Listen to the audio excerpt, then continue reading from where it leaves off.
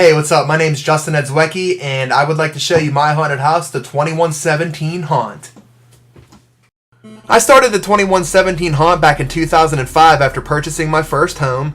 Now in the third year, it's been very successful. The first year I had around 50 that attended, second year 250, and now for the third year I'm looking to double it with around 500.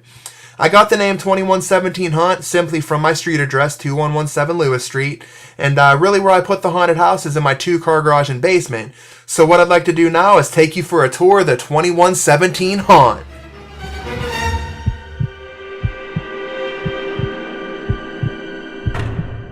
The first room that you enter this year is actually an addition. It's a 20-foot by 10-foot wide tent. It's a new addition this year.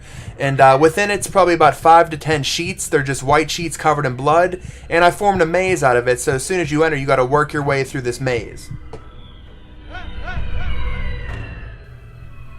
Once you work your way through the maze, you're going to come to the actual entrance of my house, and this is my garage door, and I have a haunted house facade that I'd built out of some extra plywood, and all the props that you see throughout the haunted house are actually homemade. I don't have a lot of money to put into this right now, but eventually one day I do hope to take this commercial and put it in an actual building. So the first room you're going to enter is the actual morgue scene, and some of the props were bought from Halloween stores, others were homemade like I had said.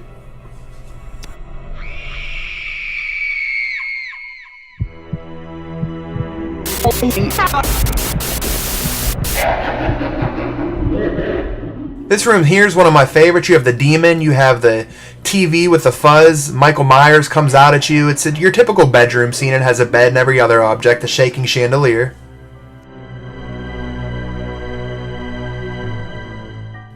Once you round the bend, you're going to come into the hospital room, and really all I have here is, again, just some white sheets covered in blood with your typical stuffed dummy, and as you work your way around, you're going to run into a few other guys.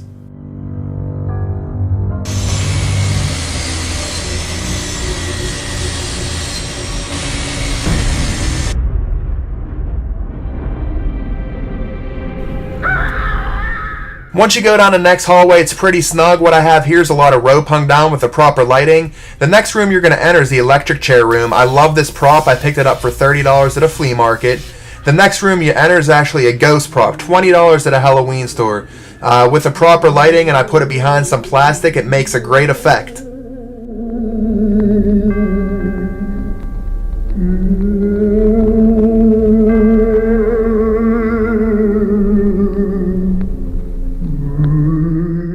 Once you go into the next room, it's a little bathroom scene. You're going to go in here and just round the bend. The next room you're going to enter is just a long, narrow hallway, and how I make the whole haunted house is out of a thick, black landscaping plastic. Without this and a staple gun, I wouldn't even be able to make this haunted house come to life.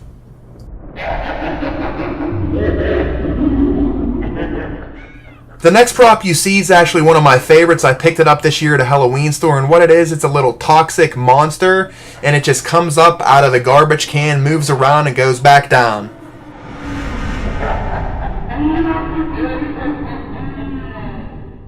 Next room always works great. It's just a bunch of Jason masks that glow in the dark, and one guy that jumps out and scares you.